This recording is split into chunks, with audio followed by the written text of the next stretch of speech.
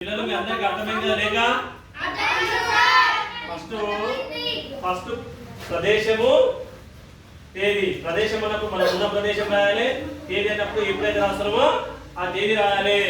ఓకేనా? ఆ తర్వాత మనం ఎవరికి లెక్క రాస్తున్నాము? ప్రియమైన మిత్రునికి. ప్రియమైన మిత్రునికి. తర్వాత సెకండ్ స్టెప్ నేను. నేను అంటే ఎవరు? మీరందరూ మీ పేరు ఎవరైతే మీరు రాస్తున్నారో వాళ్ళ పేరు రాసుకున్నారే. నేను క్షేమంగా ఉన్నాను, నువ్వు కూడా అన్న దగ్గర నువ్వు అంటే ఎవరు? మీరు ఎవరైతే రాస్తున్నారో వాళ్ళ పేరు రాయాలి. వాళ్ళ పేరు రాసి క్షేమంగా ఉన్నాను అని భావిస్తున్నాను. Full stop. ఓకేనా? తర్వాత పేరా చేంజ్ చేసి విషయం ఏమనగా. విషయము అంటే విషయం ఏంటంటే మా పాఠశాలలో బోనాల పండుగ.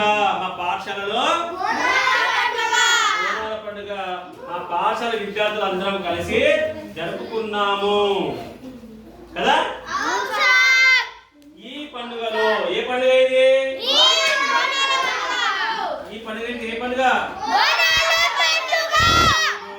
Very good. బోనాల పండుగ. ఈ పండుగలో మా గురువులందరూ పాల్గొన్నారు. మా గురువులందరూ పాల్గొని మమ్మల్ని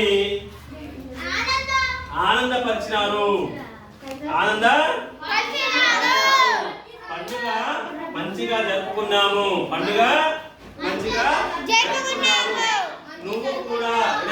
నువ్వు కూడా మీ పాఠశాలలో జరుగుతున్న విషయాన్ని లేఖ ద్వారా తెలియజేయగలవు. ఎట్లా తెలియాలి? లేఖకి ప్రతిలేఖ అంటే జవాబు. మనం జాబు అంటున్నాం, లేఖని ఏమంటాము? జాబు. జాబుకు ప్రతి విషయము జవాబు. జాబుకు ప్రతి విషయము జవాబు. మనం లేఖ రాస్తే వాళ్ళు కూడా మనకు ప్రతిగా లేఖ రాస్తారు. కాబట్టి నువ్వు కూడా లేఖ ద్వారా తెలియజేయగలవు. ఇది ఎన్నోది? 3వ పాయింట్. ఇట్లు అన్నప్పుడు ఎవరు? మీ పేరు, ఊరు, మీ తరగతి, మీ క్లాసు, మీ పాఠశాల పేరు, జిల్లా రాస్తాం. ఇట్లా అయిపోయింది. 5వ స్టెప్ ఏంది?